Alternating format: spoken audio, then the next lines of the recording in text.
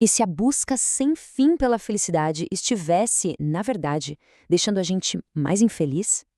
Hoje a gente vai mergulhar na filosofia bem fora da caixa de Mark Manson, que propõe um jeito totalmente diferente de encarar a vida.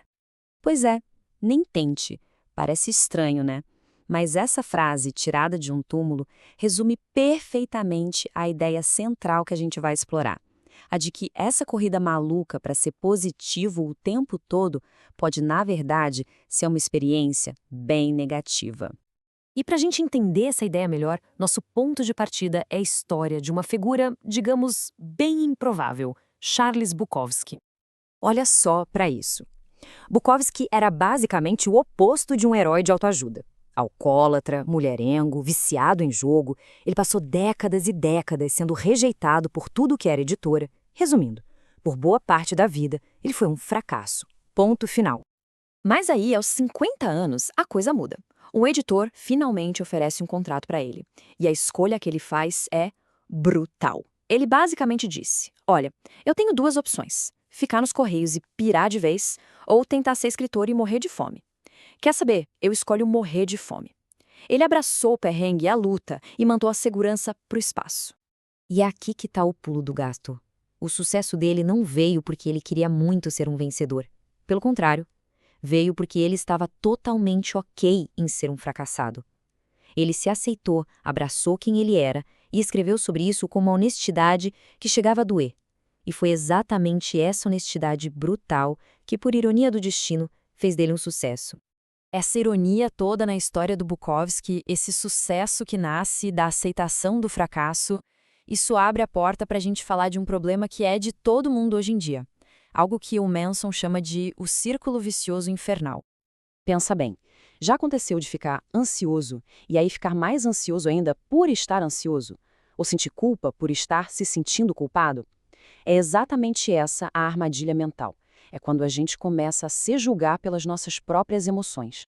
E como é que funciona esse looping? É bem simples e bem destrutivo. Primeiro, você sente algo negativo, sei lá, uma ansiedade.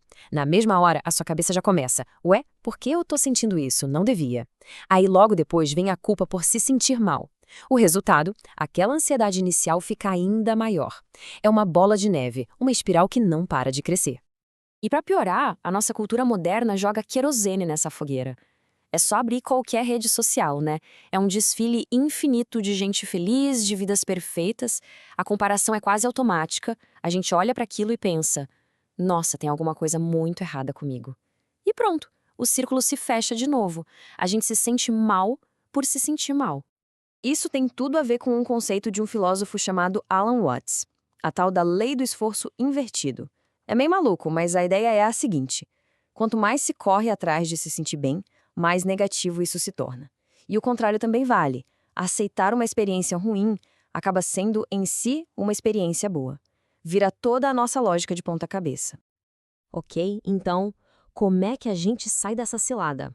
Bom, a solução, pro Manson, está no que ele chama de a sutil arte. E aqui, atenção, é muito importante entender o que ligar o foda-se significa de verdade. Não é sair por aí sendo indiferente a tudo e a todos. Isso pro Manson é até uma fraqueza. A verdadeira arte aqui é saber escolher, é ser seletivo, é decidir onde se vai gastar energia com base no que realmente importa para cada um. E essa filosofia toda se apoia em 3 pontos, 3 sutilezas. A primeira, não é sobre ser de ferro, invulnerável, é sobre ficar confortável sendo vulnerável. A segunda, para se importar menos com uma coisa ruim, se precisa se importar muito com outra coisa, uma coisa mais importante. E a terceira, que é fundamental, a gente está o tempo todo escolhendo com o que se importar. Ser maduro é só ficar melhor nessas escolhas. E essa ideia de escolher melhor muda completamente o jeito que a gente enxerga a felicidade. A gente para de pensar nela como um lugar aonde se chega, um destino final, e começa a ver como um processo.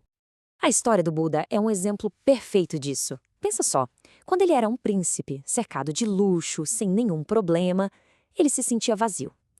Depois, quando ele virou um mendigo passando por todo tipo de sofrimento, ele também se sentiu vazio. A lição aqui é muito clara. Uma vida sem problemas é vazia. E uma vida só de sofrimento sem sentido também é vazia.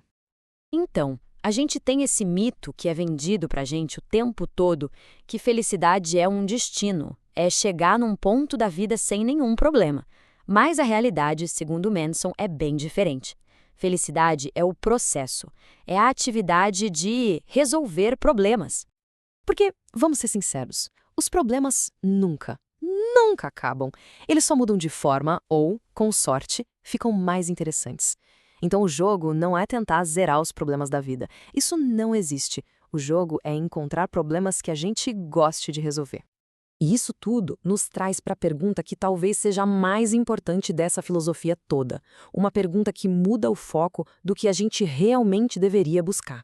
Sabe aquela pergunta, o que se quer da vida? É uma pergunta fácil, até meio boba. Todo mundo quer as mesmas coisas, né? Ser feliz, ter sucesso, amor. Fica só no superficial. A pergunta que realmente importa é outra. Qual dor se está disposto a aguentar? Porque é isso que define uma vida.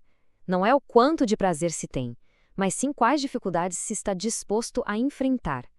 É a luta que mostra o que realmente vale a pena.